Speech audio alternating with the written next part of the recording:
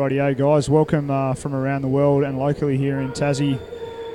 Shout out to all you guys that are tuning in to watch this next game. It's a pretty big match on the first day of the fourth CMAS age group Underwater Hockey World Championships, Australia versus New Zealand under 23. This is essentially one level below the elite men's division, and it's going to be a very close game. But no, both of these teams have done a lot of training, and their squads are very stacked with some very capable players. On the Australian side, we got Thomas Miller at number 1. Number 2 is Josh McKenzie as the captain. Number 4, Cameron Lewis. 5, Alex Barnes-Keegan. 7's Marco Rolfs. 8, Connor Munnings. 9, Andreas Londono. 10, Richard Cleary. 11, Mitch Piccoli. Evan Wang, always a mainstayer at number 12. And then number 13, Ben Stepkovich, with coach or co-coach Nick Martin and Greg Stinson finishing off the Australian lineup. And on the New Zealand side, got number 2, Hamish Arthur, a very fast forward. Number 3, Louis Flavel Birch, who's also got a lot of speed.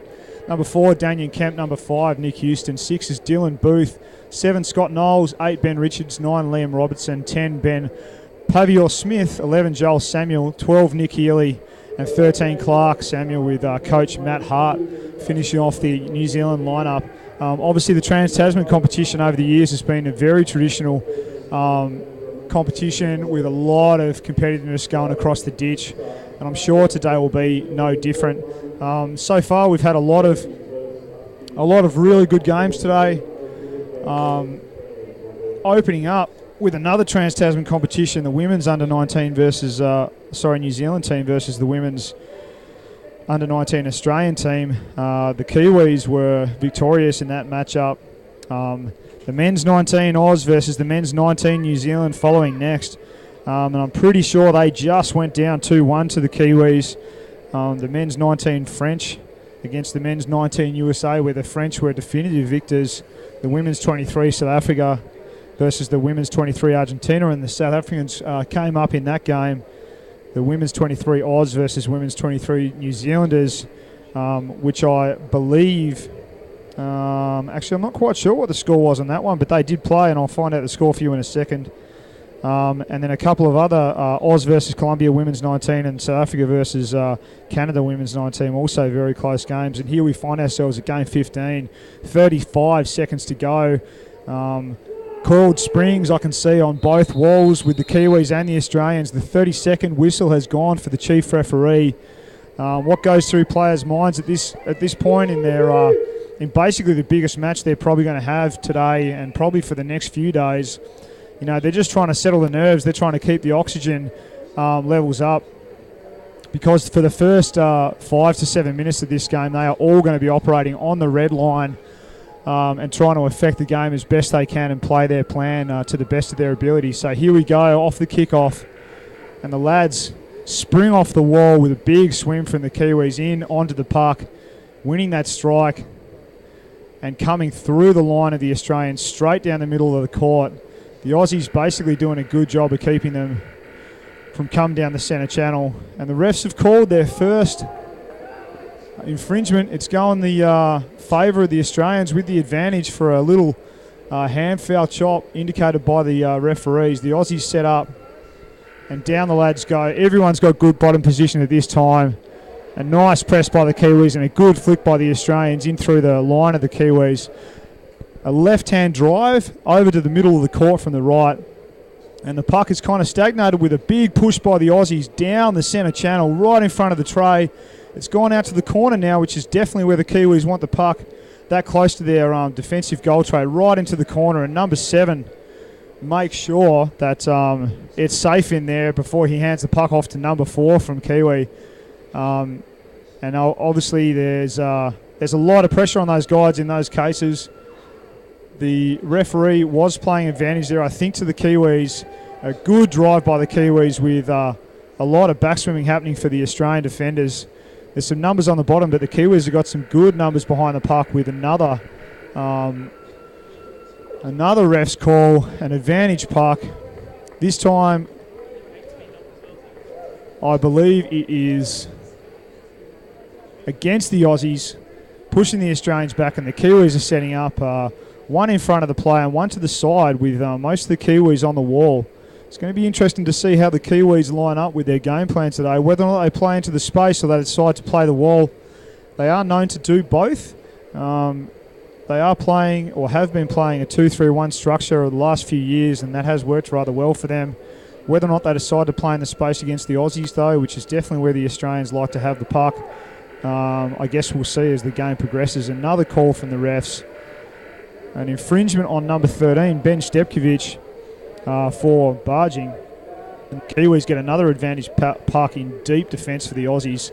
They're under a lot of pressure. They're going to have to make sure they get on the bottom early here and maintain good bottom position to get this puck down out of the danger zone and into the corner.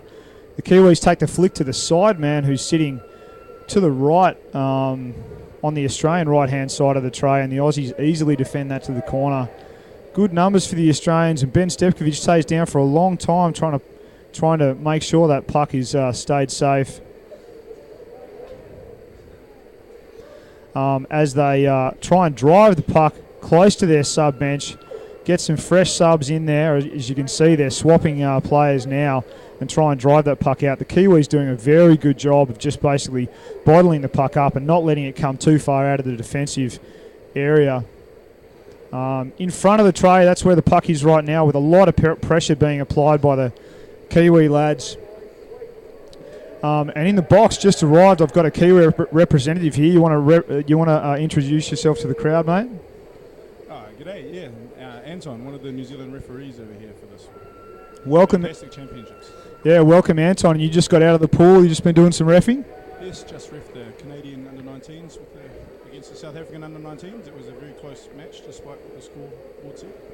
Well, mate, as you can see right now, we've got another close match going on. We've basically chewed up about 3.5 minutes of this game, and the Australians are under pressure by the Kiwi under-23s, as you can see, with the puck just getting into the tray. I believe the refs have already called a infringement, though. Let's see what happens, and I think the Australians got the advantage, luckily, but that was a close swim by the Kiwis. Very close swim. Unfortunately, for us Kiwis, it was a callback from the previous infringement. Yeah, I guess from the player's point of view, you never really want to have a puck go in the tin and then the refs call you back. A little bit heartbreaking, but it's a good sign for the Kiwis that they're getting that close to the tin this early. Exactly, and some of those Kiwi forwards are savage once they get on a run, so hopefully they'll keep that up. So can you tell us a little bit about the lineup in the under-23 men's Kiwi team? A lot of experience. Many of them, this is their third Worlds in the under-23 grade, and all of them played previous under-19s. I know Hamish and Louis have both got a fair bit of speed on in their feet. Is that correct? Two boys that you don't want to be chasing as an opposition.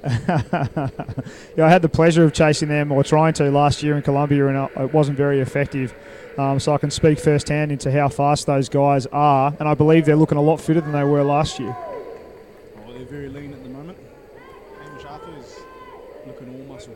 So Matty Hart's obviously put them through their paces over the last 6 to 8 months. Well, Matty Hart is actually one of the fitness record holders in New Zealand for his previous playing days, so you'd expect the team to be very fit under his coaching. Yeah, okay, so he definitely knows what he's talking about when he gets the guys to do the hard yards. As the Kiwis the Australians press against the Kiwis into the Australian attacking half, and they're right in front of the tray, but unfortunately for the Aussies, the Kiwis managed to defend that push as the referees call up an infringement against the Kiwis, mate.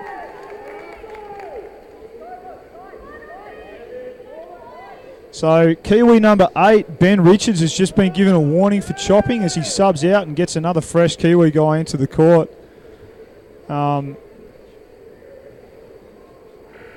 And the Australians will have an advantage puck right in front of the Kiwis' defensive tray. It's a very experienced backline there for the Kiwis, so we'll have to see if they can hold this up. Ooh, we have another infringement, this time against the Australians.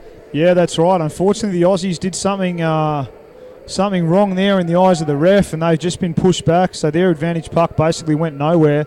And the Kiwis are going to get a good advantage to start gaining some ground down the court. I like the way the Kiwis took the puck over to the right-hand side of the court there, just a little bit away from the contest, just to get a bit of ground going around the outside of the Aussies before hitting the contest. The refs have called up another foul in this game. As you can see from the screen, it's a very close contest with a lot of physicality in this game. It looks like the Kiwis have been pushed back again. We have to see how they respond. There's a lot of time in their own half now. Yeah, that's right. I mean, you know, it's 6 minutes into this first half, and I don't think there's any clear advantage from either team at the moment. Both teams are just kind of sussing each other out, and not surprisingly, with two teams that are very fit, like it's not until they actually burn their first 20% of their energy and they start to operate at 80% that you should really start to see one of the two teams maybe start to dominate, as the Kiwis get some really nice free puck down the left-hand side and go for a nice drive all the way down the court, with the Kiwi forwards and the Kiwi halfbacks just getting in there nice and tight. Good numbers on the bottom, and push Australia all the way to the back wall as Josh McKenzie just gets the puck down the line and into the corner to make it safer. That was a good drive by the Kiwis, man. Very good drive. I think it's going to come down to who can step it up in the second half, because it looks like the second half's going to be very tight. Yeah, well, we've got just over 7 minutes to go. The refs are definitely being active in the game. They are pulling up a lot of frees. This one looks like it's going to the advantage of Australia. We've got a timeout here to Australia by the looks. Yep. Everyone will soak into me. Yeah, so your first time in Hobart? No, I originally came in 2010 for Trans-Tasman, so it's under 18. And then last year I returned as a ref for the age group Trans-Tasman. And what are your impressions of Tasmania and Hobart in general? I have to say it's very similar to New Zealand, so we love it here. Yeah, I thought you'd say that. It is quite similar. And have you got any recommendations for good places to eat or drink around the city? We went to a Welsh pub the other night, and the rest were pleasantly surprised at the size of $10 steaks. Yeah. Well, that's good. Well, I can personally recommend the New Sydney Hotel if you want to go there for a really good pub meal. That's excellent. It's got really good beers on tap if you're that way inclined. A really good pork knuckle and an amazingly large steak as well. And I believe you're staying in Battery, correct? With all the refs? Yes, we are. We've got one big house or hostel booked out. Yeah, that's awesome. And I mean, for those of you that don't know Hobart very well, Battery Point is just one of those places in Tassie that you definitely want to go and have a look at. It's right on the corner of Salamanca. It's a great place to go and visit, as the Kiwis go for a big drive right across into the centre channel in front of the tray. It's going to be very hard for the Aussies to keep this puck out. They had a lot of numbers on the bottom there and really good bottom position, as the Aussies just looked like they managed to just scrape that puck across the tray and out the other side. The ref signalling for some kind of call. Yeah, we have an illegal stopping against New Zealand now, so that'll push them back. So unfortunately for the Kiwis, that awesome drive that they generated there just didn't sort of end up in a goal, but geez, they were close. And if they keep that up, they're going to be hard to beat. Oh yeah, and watch for the swing here. So the Aussies are taking the advantage puck. And as Anton said, you've always got to be careful with both of these teams, because both of these teams have the ability to flick the play onto the other side of the court very quickly, as the Kiwis go for another drive. And the puck is in the yellow section of the tray, so it's pretty much going to be up to the referees to decide if this is actually going to be a goal. The chief ref signals it, and so that is the first goal of the game to the Kiwis. A really well fought out goal. And it looks like it was number 9 from New Zealand that scored that one. Captain Liam Robertson. So well done, Liam. First blood against the Aussies. I know the Aussies won't be happy about that, but the Kiwis will be ecstatic. And I think that, the Kiwis had probably 4 or 5 of those drives there, Anton, that didn't end up in a goal before they actually got one in. All credit to the Australian defence there, looking very strong at the back. Eventually one snuck through. Yeah, that's right. And I think, that was a really good example from the Kiwis of just consistent applied pressure. And yes, the Australian guys defended a lot of those New Zealand generated attacks, but it just goes to show that, the more numbers on the bottom you get, the more consistent you can get a whole team to attack the tray. At some point it's usually going to go in.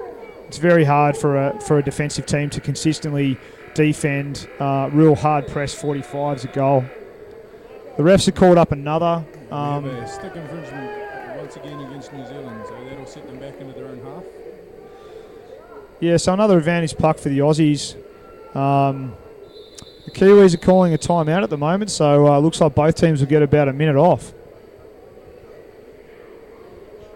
And what are your impressions of this game so far, Anton? Another Trans-Tasman affair. It's very rare that you get a one-sided Trans-Tasman affair. I think both teams just want to raise it. They can't bear losing to the other side of the Tasman. Very true. I see a lot of the Kiwis are wearing the Jade fins these days. Yeah, they're quite popular all through New Zealand, schools hockey and adult hockey. I think it's just the fact that international fins can be quite pricey. But bulk buying Najades, they seem to be popular. They're great for training and obviously cheaper to replace in the disaster of something breaking. Yeah, I think they're quite a lot harder to break as well by the looks of it, just because they're made out of rubber and quite hardy, quite small to put in your gear bag. And by the looks of it, none of these Kiwi guys are actually any slower than the other lads with those fins on. Yeah, no, it's very quick to get some reaction out of Najades. Many players prefer the Braves or the New Zealand-made Riku fins. However, Najades seem to be very popular. Yeah, they definitely are, particularly more and more as the years go by. So I'd like to say, again, a very big thanks to them and Jade Fins for all the support they've given this competition in Hobart, as the refs call up another infringement as the Aussies kind of stream forward. All of the lads just come to the surface, just checking out whose advantage it is. And unfortunately for the Kiwis, that goes to Australia this time. There's a lot of energy and a lot of effort being thrown around in the pool at the moment by both these teams. And apart from that one drive the Kiwis had that ended up in a goal, it's very hard to pick a team that is clearly in advantage at the moment, Anton. Yeah, it seems to be very much back and forth. Teams are trading drive for drive. However, it's in that centre of the court is a very popular spot at the moment. Oh, here we have the Australians pushing up the Kiwis, and another call by the referees. Yeah, so that ref was calling advantage as the play went on there for a while, and then he decided the advantage was over, so he gave the free puck to the Aussies again for a bit of a hand foul, I think, from the Kiwi lads. Easy to do, just the puck gets knocked and it hits you on the wrong part of your hand accidentally, and the refs sort of are all over it. So the Aussies take this free puck and it goes into the attacking left-hand corner, or the defensive right-hand corner for the Kiwis, but not long before they get a big break down the right-hand wall. The Australians are streaming back trying to keep up, but whoever that was had a very fast flutter kick going and basically drove the puck across the halfway line, Anton. That break looked like it was number 5, Nick Houston, who's made a very successful transition from the back line in Spain to playing in the forwards in Hobart. So he's done very well to transition his play. Well, based on the energy that he had in that swim, definitely. I mean, you know, that came from the defensive end of the Kiwis all the way to the attacking end. So hats off to that guy for a big swim. Luckily, the Australians managed to cut him down before he got too close to the tray, and they've got a free puck at the moment for Australia. But it was good energy in that swim for sure as the Aussies set up for this advantage puck.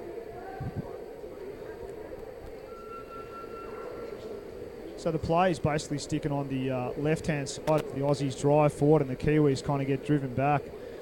Staying on the left-hand side for too long is definitely not something that the Australians like to do. They generally don't like to stay, you know, in the one spot for very long in the structure that they play. But the Kiwis are doing a good job of just kind of containing them into one side or the other at the moment. So the refs call another advantage puck, and number 7, I believe, or maybe that's number 1. Scott Knowles from the Kiwis is spending a minute on the side. Yeah, so Aussies get another crack at the Kiwis now with one man down. The Australians will be pretty happy with that. An advantage puck right on the left-hand side of the attacking tray. Let's see what the Australians can do here, Anton. Yeah, Scott Knowles is the New Zealand goalie, so this will have a bit of an impact here. Yeah, I think Scotty was in here before doing a bit of commentating before doing his player duties, and he was in here with Louis just mixing it up on one of the games a couple of hours ago, and those guys did a good job. So we got a chance to have a bit of a chat to Scotty and listen to his prowess on the microphone. But I'm sure he'll be taking stock in the seat right now and probably be happy that the Kiwis have got the play in the middle of the pool. Did Scotty let you know his nickname while he was in here? No. Oh, they refer to him as Spud. Oh, really? Why's that? I believe it's due to some physical resemblance. Oh, well, I mean, who needs enemies when you got friends, right? Like, usually when you get a good nickname like that, you can never get rid of it, in my experience. So, well done, Spud. You'll be back in the... He's actually getting back in the water now, and I'm sure the Kiwis will be happy to have him back in there as the fullback of the team, as the Australians are pushed all the way back to their defensive quarter. Scotty McKenzie just coming into the shot there and driving the play for the Australians out before the Kiwis get a hold of the puck and swim it all the way over to the other side of the pool on a nice 45 swim. Contested but clear. I liked that swim a lot. So it just basically displays good vision from the Kiwi guys, Anton. The Aussies have done well here. They've soaked up that pressure of the switch, and now they're driving it back up the wall. And we have half-time called. Yeah, so half-time called by the chief ref. Now, basically, the players have got 3 minutes or from the buzzer to get to the other side of the court. So they swap sides, hydrate, get their heart rate and their breathing down as best they can. Listen to a few handy hints from the coach before they crack on for the second half, Anton. It's always a nice feeling when you hit half time. Oh yeah, and the coach will be in there with a few messages to deliver. Matty Hart being a very calm coach, I'm sure the message will be very positive and constructive. But hopefully in the second half, if we have it switching sides, we might see, the cameras might see a lot more action than they did in that first half. Yeah, it actually did seem to be, I guess, a recap of the first half. Like, there was a bit of sideways movement. There was a fair bit of straight play from both teams, essentially kind of gaining the advantage by numbers on the bottom or by the popping of the other team, and then big swims coming out of those numerical advantage moments by both teams, Anton. Yeah, it certainly had some stationary moments where the possession just changed multiple times, but it was those big breaks that made the difference. One goal, however, is not a big difference at half-time, and the Kiwis will not want to be sitting on that one goal difference. Yeah, that's true. And I can tell you right now that the Aussies won't really mind about being one goal down at half-time. It's sort of an achievable deficit to come back from. The moment you put one goal in, then it's kind of even Steven again. So really, I would imagine that what Nick and Greg are telling the Aussie lads right now is just to stick to the game plan and see this second half out. Normally, if they can execute their plan, which obviously means that the Kiwis won't be slowing them down too much, then hopefully they'll have a good crack at winning it. But I'm sure the Kiwis will have other intentions, Anton. No doubt. Looking forward to some very intense hockey for the next couple of minutes as the second half settles in. Yeah, I mean, one of the things I really liked about the Kiwis' first half was basically, like I said, their consistent ability to apply pressure on the attacking 45 off the walls at the Australian defence. They had good numbers, they had good drives, and they weren't really giving the puck away on those drives. They had good position, good bottom position, usually 3 or 4 players around the puck, and they were very hard to stop. Like, the Aussie dudes did stop every drive except for one, but they were definitely asked a lot of good questions by the Kiwis in that first half. Yeah, it was very interesting to see neither team went for too many switches as well, so very, very, very straight drives, like you said. We look forward to seeing the game open up a little bit in the second half as the power struggle continues. Yeah, that's right, mate. With 6 seconds to go and the players obviously ready and raring in this second half, it is going to be interesting to see which team comes out on top. The Kiwis obviously won that first half, but the Australian guys will be pretty keen to come out and show them how it's done in the second, as the Kiwis win that strike and go immediately over to the left-hand side. Yeah, it was a nice strike there by Hamish Arthur. Cleared it out to his winger. Yeah, I like the fact that he won that strike and he immediately got the puck to his winger and gave his winger the most amount of space sideways to use before he hit the wall. It just sort of shows a good understanding between the centre and the winger in relation to how to stretch the opposition team structure before you take the puck off the wall and take it somewhere else. As the play gets pretty much bottled up in the centre channel, it's pretty much hot potato time for both teams, with neither team really getting an advantage. We have New Zealand here sent back for obstruction. Yeah, until the refs have called it an obstruction call right now, and the Aussies will get an advantage puck. The Kiwis make a couple of real quick subs, so they've got a couple of fresh dudes in there. The Australians are going to have to be very careful not to let those fresh Kiwis onto the puck in any kind of advantage spot. There's a good drive through the centre there by the Australians, but unfortunately that left-hand guy just was not quick enough to cut down the movement of the the Kiwi defender, clearing it over to the right-hand side, Anton. Some really nice work by the Australian centre there, holding off the two New Zealand forwards and then driving it out to his own winger. Yeah, he did a good job, and now the play's over the right-hand side, which is kind of one of those preferred spots the Aussies want the puck to be as they consolidate position and try and come up with a creative way of getting the puck in front of the tray in numbers. And though the Kiwis have done a good job of driving the puck out. The referees have called that back, however, another obstruction call against Australia this time. Yeah, so the Aussies will get pushed out. Good defence by the Kiwis. Good attacking pressure by the Australians, but unfortunately the refs just called them on an obstruction, and now the Kiwis will have the advantage, like just on the line of their defensive third coming out. They've decided to do something different this time and bring it around to the right-hand side as the Kiwi defender just dummies the guy on the outside, comes inside and gets it to his wing in a nice way, with number 5 doing a lot of good work on the wall there right before Josh McKenzie, as the Australian fullback, gets the puck and tries to run that puck down through the middle and basically gets nullified by a lot of Kiwis on the bottom. Some good play by both teams there, Anton. Yeah, the Kiwis are certainly looking to win the numbers battle at the moment. However, the Australians are showing no sign of giving into it. Yeah, that's right. Nice punch there by one of the Aussies and a good initial drive down the wall by Australian number 7 prior to number 11. The Kiwis just sort of cutting him out and taking the puck back to the wall. It's a real hard slog for both teams in there as the Kiwis do a really nice switch, nice and flat, square switch across the court to all the way over the other side of the pool, Anton. That looks like something they've practiced a lot. It is a favourite back home, well chased by the Australians. However, the Kiwis have got the numbers screaming in behind, driven the whole way to the back wall. Yeah, so as you'd see now, the Kiwis threw that switch and it looked like they were going to get clear, but the Aussies actually managed to basically not catch that switch. So the Kiwis have turned that really nice square switch into a good goal on the left-hand side of the Australian defensive tray, Anton. Yeah, number 11, Joel Samuel, has collected himself a nice goal there. Joel and Clark obviously being the two brothers in the team. Yeah, that was a perfectly executed switch to the other side of the court. Got a lot of numbers behind the park, and then the Australian team were essentially on the back foot.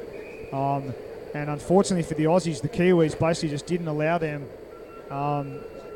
any real ability to stop the pressure that they were applying. They just stayed down, went fast, and drove it all the way in. Yeah, the Kiwis got a good sniff there of an excellent chance, and unfortunately for the Australians, they just hammered it home.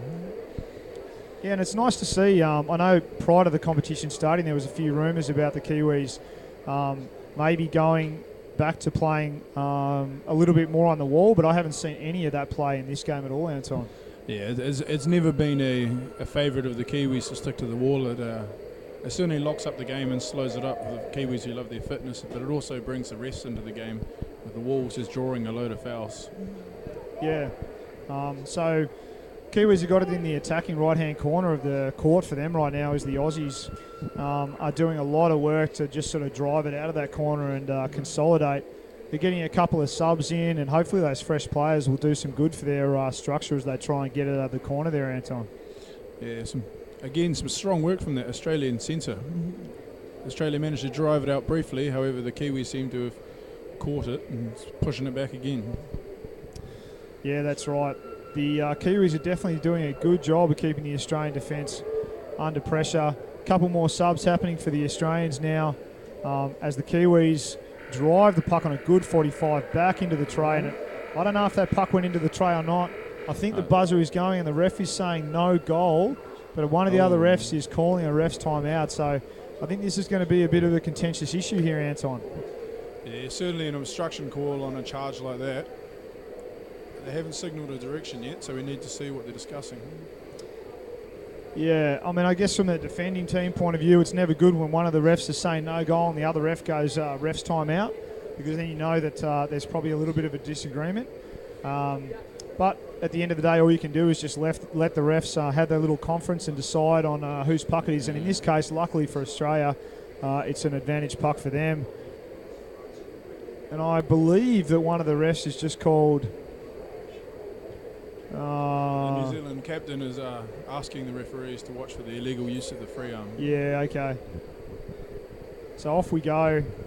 Obviously a fierce contest between both teams, and the Kiwis definitely dictating a bit more of the play in this game now.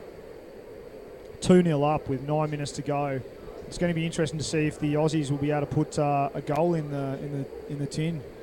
Yeah, as the Kiwis look to drive back towards that Australian back wall, and possibly a third goal for the Kiwis. Yeah, the refs are conferring. They're all pointing two fingers at each other, so that's goal number 3. The chief ref agrees as well. Clark Samuel. So both Samuels brothers have got on the board here. Yeah, so a very commanding position by the Kiwis now at 3-0 up against the Australian under-23s. And I must admit, a very slick example of good team hockey displayed by the Kiwis. The Aussies are still in this contest, but the more time that goes by with 8.5 minutes to go and a timeout called for the Australian team, the harder it is for the Aussies, or the harder it's going to be for the Aussies to come back from a 3-0 deficit, Anton. Certainly. Hopefully the Aussies here will regroup and continue to fight this contest. Who knows what we'll see in the remaining 8 minutes. Yeah, you can see on the camera there, Nick Martin's having a bit of a chat to his under-23 lads to try and get a little bit of consistency, I'm sure. A few nuggets of gold verbally, and just try and generate a little bit more, ability to implement their game plan against a very competitive and very slick under-23 Kiwi team coached by Matt Hart. And up until this point, it's basically been a close contest, but definitely being won at the moment by the Kiwis. Yeah, and even through that timeout, we see Matt Hart very calmly issuing some instructions or some guidance to his players in the sub-bench. Meanwhile, the other 6 Kiwis taking as much air as possible. And here we have it. Strike. Yeah, as the strike goes off, I mean, I can understand why Matty's just pretty calm. I mean, the Australian guys, as the play comes over the right-hand side of the Kiwis and the refs call another advantage, I think it's a dangerous flick, unfortunately, for number 5 of the Kiwis. He's got a minute in the bin. Nick Houston, that is. Yeah, so the Aussies will get an advantage puck and a much needed. Oh, no, the chief ref is saying it's going to be 2 minutes if it's a dangerous flick, not 1. So unfortunately, Nick Houston is going to have to sit in that chair for 2 minutes for a flick that went too close to one of the Aussies' heads, Anton. Yeah, unsportsmanlike, so not necessarily dangerous, however, had the ability to be very dangerous. And we'll have to see the Kiwis reshuffle here and take on Australia with 1 man down. Yeah, so the Kiwis sort of driving it through the centre channel at the moment and pressing forward on the Australian defence quite well with a guy down. Aussies desperately trying to defend a very nice push from the Kiwis straight down the centre channel all the way to the tray, and it looks like the Kiwis are actually going to score another goal with one guy in the bin. The referees are conferring, and yep, that's the 4th goal for the Kiwis, Anton. Pretty impressive. Goal to number 8, Ben Richards, one of the young'uns of the team. Yes, obviously Ben and his teammates, they didn't really care if they had one dude in the bin. That puck never looked like it was going to go anywhere except for in the tin off that really strong drive. Unfortunately, the Australians just didn't have the good body position to get in there and kind of counteract that very good drive by the Kiwis as the strike kicks off and both teams approach the puck again in the centre channel, Anton. Yeah, and there's no better way to send a statement and win the mental battle and scoring a goal with 1 man down. Yeah, that's right, mate. And the Kiwis definitely did that in style with that passage of play there as the Aussies try and stop the Kiwis from driving down the left-hand side, and a nice strong run from number 11, Joel Samuel, down the right wall. And there's the captain there, number 9, Liam Robertson, getting into the mix as well as the Aussies continue to bash their heads against a really tough New Zealand defence. Good rotation coming through the New Zealand team with lots of numbers on the bottom and a lot of support, Anton. And the Kiwis look like Nick Houston's on his way back into the water. So that'll turn it back into a 6v6 game as the Kiwis make another charge up towards the left corner. Yeah, it was definitely interesting to see the Kiwis play with one dude down, and they almost looked like they they were actually dictating the play more with 5 in the water than they were with 6 against the Aussies. So I don't know how they did that as the refs call another infringement up, but I was certainly very impressed with the way that the Kiwis did that as the refs called gloving on both teams in an equal puck. Both teams quickly getting some fresh legs in the water. 5.5 minutes to go. These fresh legs are going to be very valuable here. Yeah, that's right. And obviously you've got to be quick with those subs that are called on the free pucks, because the referees generally don't wait very long before they call the free puck to go again. And you never really want to be in the wrong position when the puck or when the play continues, Anton. Yeah, exactly. If it's an advantage puck especially, you want to make sure that your subs are in and out very quickly so that you're not playing with only a couple of players. As we see the Australians attack the Kiwi bin, and we have a goal. Yeah, it looks like the Australians have finally put one in the tin, which is great for them. With just under 5 minutes to go. Number 11 from Australia. Yeah, number 11 for the Oz. So I think that might be, at a guess, Tommy Milner. I'm just going to get my list going here. Oh no, Mitch Piccoli. My apologies. Well done, Mitch, for putting that in the tin. It was a good team goal by Australia. A good press, a good drive. So that'll definitely put the fire in their bellies again for this last 4 and a bit minutes. 4-1, and it's going to be interesting to see if the Australians can get another goal and get a bit closer to these Kiwis, Anton. Already you can see a lift in intensity of this Australian under-23 team. As you see the strike, again, very even, however the numbers all around the puck. Yeah, I think the Australians are just kind of running into a lot of Kiwi numbers more often than not when they're trying to drive forward. It was a good possession hockey played there by number 11, Mitch Piccoli, before dishing the puck off to his winger. It's a nice example of just how you can kind of slow the game down and control the puck, but unfortunately the Kiwis have switched the play. It is still in the attacking half of the Australians, but it definitely does relieve the pressure when the defending team just chucks the puck over the other side of the court, Anton. Yeah, actually just saw a great example of some really hard work by 2 Australians. 4 other Australians subbed, so that was 2v about 5 as they crossed the pool. Managed to contain the Kiwi switch. Yeah, and the Aussies just took that puck all the way to the corner of the tray there, and I don't know which Kiwi it was, but he managed to shack a really good knockdown. It might have actually hit his glove, so we're going to see what the referee says. He's signalling a penalty goal. So, I mean, fortunately for the Aussies, with 3 minutes to go, they've actually managed to drag this scoreline back to 4-2. And now I reckon they're probably maybe within striking distance of the Kiwis, Anton. Yeah, and they'll have a chance to regroup as well as the Kiwis call a timeout. Unfortunate for that Kiwi defender. That flick from the Aussies went up high, and the Kiwi defender had to kind of go all the way across his body and get his stick up right near his head to get that knockdown, and unfortunately it must have just hit his glove prior to him clearing it. Yeah, the trajectory of that Sims puck can be quite vertical sometimes, and it just deceives you as it travels towards you. Yeah, so, I mean, as a defender, as any defender knows, you just got to go for those knockdowns when they happen, and sometimes they come off, sometimes they don't, and luckily for the Aussies, unluckily for the Kiwis, the penalty goal was scored right on the corner of the tray, so or called, I should say. So, I mean, I think we can expect the Aussies to come out pretty fiery at the moment, but I also reckon that the Kiwis are going to be very determined to not let any more goals in the tin.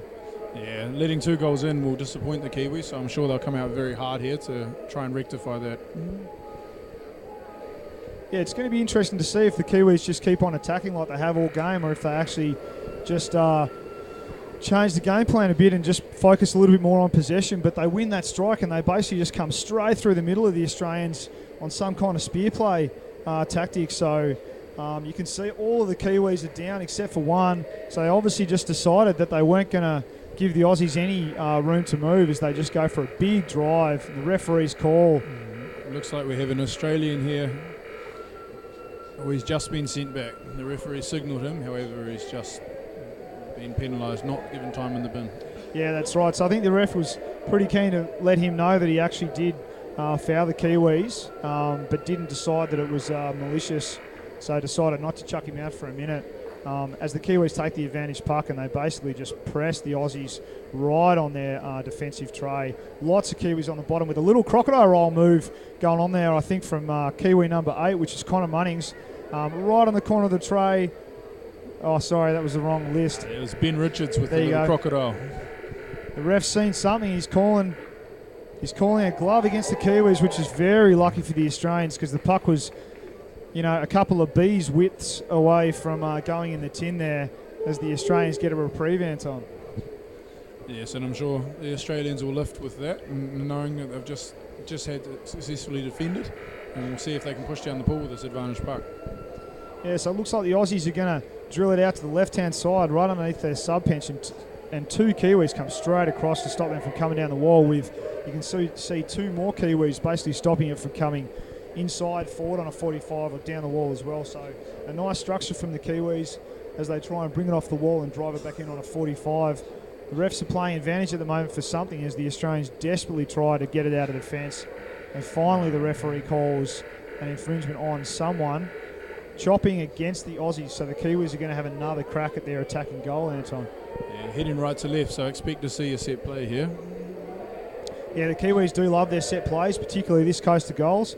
They do have quite a few in their repertoire, so God knows which one they're going to pull out, but it'll be interesting to see what happens here. A little slide to the right-hand side of the first defender as the Aussies drive it back to the corner. I'm pretty sure that's not where the Kiwis want the puck. So I'd say that set play probably didn't go as the way the Kiwis wanted it. Yeah, but the Aussies obviously don't want it in that back corner either. 4 down, 4 goals to 2, Anton. Yeah, well defended by the Australians there. Just calmly drove it to the corner. Now we'll look to see if the Kiwis can bring it off the wall and swing it around. We got 54 seconds to go in this game, and even though the Aussies are desperately trying to get it out of defence, the Kiwis are doing a very good job of keeping it in their attacking corner and really putting the pressure on the Aussies right up to the corner of the goal tray. The referee's calling again. Stick infringement against Kiwis. The Kiwi. And one dude out of the water as well. So unfortunately for the last 42 seconds of this game, the Kiwis are going to be one man down, but I don't think even if the Australians whip out something special now and score a goal, they're probably not going to have enough time to get through. Number 3, Louis Flavel-Birch. Oh, it's Louis. He was on the microphone a little bit before as well with Scotty. So Louis is having a little bit of a rest. He's just decided that he's not going to see out this last 42 seconds. But he definitely looks like he's put in the hard yards for the first 29 and a half minutes anyway. As the Kiwis go for another big drive, and seemingly this team of Kiwis just get something special in their bellies when they go one down, Anton. Yes, I guess there's no better defence than a hard offence, is there, as they drive their way back up. However, the Australians have pushed this back out a bit here. Yeah, the Aussies have decided to take it over the other side of the court with a good diagonal drive from their right-hand winger. The Kiwis have managed to stop the play over the right-hand side of the Australian sort of mid-court area as the refs finally call timeout. And fortunately for the Kiwis, it's a hard-fought 4-2 win over the Australian under-23s, Anton. Yeah. I think the Australians will take some pride from that with the way they came back in that second half. Obviously, the 4-goal deficit was a bit too much to claw back. But I'm sure if these two teams meet again, it'll be another tight affair. Yeah, that's right. I think both teams have some real positives they can take out of this game. Obviously, you always want to win a grudge match versus the two teams across the ditch in the Trans-Tasman Showdown. But at the same time, it is day one of a 6 or 7 day comp. So there's a lot of games and a lot of growth that both of these teams can get going over this comp. Yeah, both teams have played a number of games in the practice sessions we've had over the last couple of days. However, there's nothing like that first game of the actual World Champs to get into the swing of things. So we'll have to see how both teams carry on from here. Yeah, that's it, Anton. Well, mate, thank you very much for joining me in the commentary box today. I'm going to go out and see if I can catch a couple of these players to talk to them. Catch you around the pool deck. Oh, I'm sure we will. Thank you very much for having me. Thanks, mate.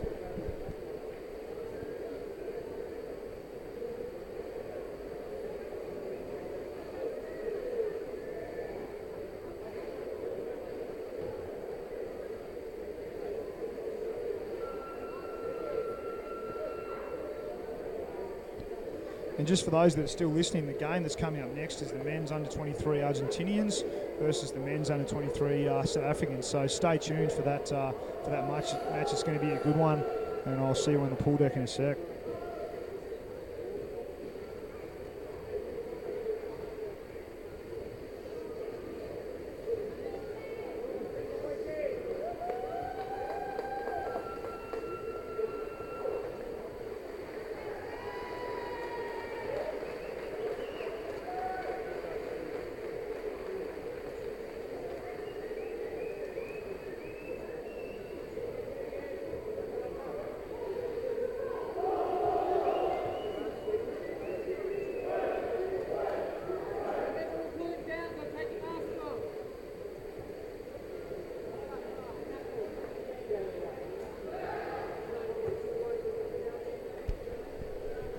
Rightio, here I am on the pool deck with the victorious, no, not that microphone, mate, this one. The victorious VC captain from New Zealand. I've got Hamish here.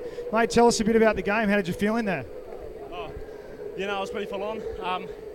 Full credit to everybody, came out firing first game for both teams, so there was a few little cobwebs to blow out. But once the game got going, and I think it was a game of definitely two halves there, so no, it was me. It was a good game. Awesome, mate. And you guys actually seemed to go better when you were one player down against 6 against Australia. What do you think about that? Oh, you see someone get sent to the sub bench and it sort of gives you a bit of a rev up. I think the boys lose that bit of complacency maybe.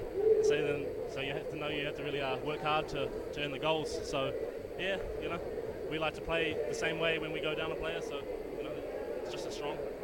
Nice one. Well, congratulations for putting a goal in the tin with 5 in the water against 6 Aussie dudes, and well done on the 4-2 win, mate. Well done.